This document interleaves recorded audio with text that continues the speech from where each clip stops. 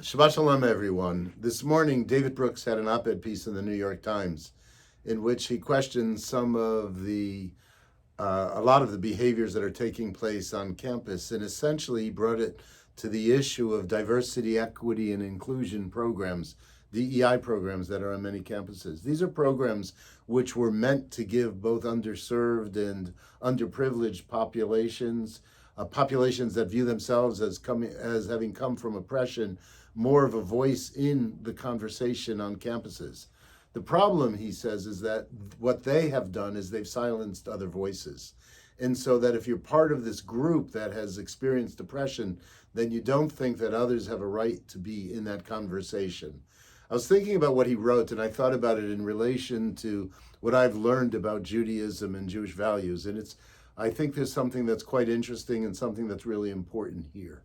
Because Judaism is based on a system of disagreement. The whole Talmud has rabbis questioning each other, questioning ideas, giving opinions, giving counter opinions, coming up with answers, not having any answers at all. But it's essentially pluralistic in its very nature. By that, it is meant to be a system that accepts different people, different ideas, and is willing to respect different ideas, even if we disagree with them.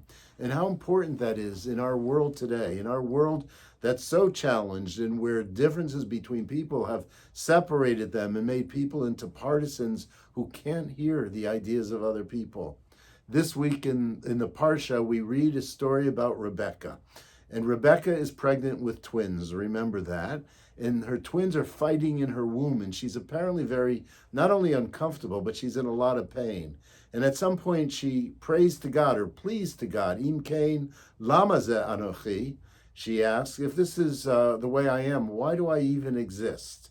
And it's a very good question, a very interesting question to ask of ourselves during very, very difficult times. Like, for what purpose are we here?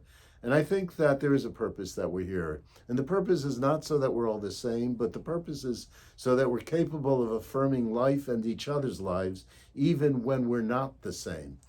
In a class that I taught this morning, we spoke about the meaning of the love of God.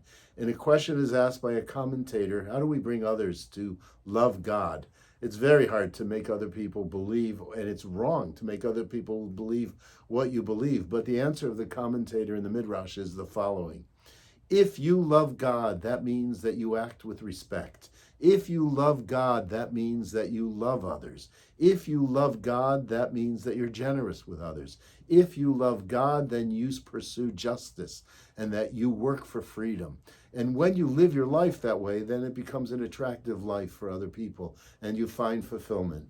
None of us know what the future is going to bring, but we should live with a love for God. That is a love for higher forms of living, living with love, living with justice, living with kindness. I think that's our obligation, and that's something I've been thinking about on this Shabbat. Shabbat Shalom. I look forward to seeing you in Shul, and also in advance, I wish you all a happy Thanksgiving.